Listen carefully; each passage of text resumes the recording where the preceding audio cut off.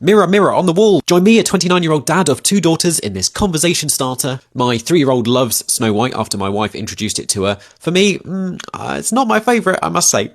Sorry, it's just a bit but it is the original, and so it feels right that a lot of the themes I often talk about in this Disney Church series do stem from this Snow White film. You may hear me repeating some of our previously explored topics. There's obviously a lot of biblical references and Christian imagery, but we'll come to that in a sec. Maybe the real villain of the film is the mirror, a reflection of ourselves telling us we're not enough. It shouldn't only reflect the imagined reality we've told ourselves, but that we are loved as we are. Another big theme, I think, is hope in adversity. It's typically dark in places. It's not an escapism from our reality, but actually tackling some deep topics, something that I think, I admire Disney for doing, and something the church doesn't always do particularly well. There's so many biblical parallels. Symbolism of good and evil. There's messages on the importance of kindness, but also the dangers of vanity. Then symbolism with the Garden of Eden. Very clear parallels with this story. We have a poisoned apple, which if you eat makes all your wishes come true. I mean, come on, it's basically the story, isn't it? It's the Bible story. Snow White herself welcoming the stranger, being inclusive of those who are different from ourselves. I mean, values of Jesus. Of course, we have a resurrection. Then other things that, again, we have talked about elsewhere, the feminism. We have a very passive Snow White as a female lead that relies on a Prince Charming to come and rescue her. I think it is right that we update some of these stories. Of course, this itself is an updated or, reimagined telling of the Brothers Grimm fairy tale, but Snow White as the first of these was very groundbreaking. Disney was willing to innovate and take risks, and it paid off. Here for me, there's connections with the church, and like today, these are 2 big institutions, Disney and the church,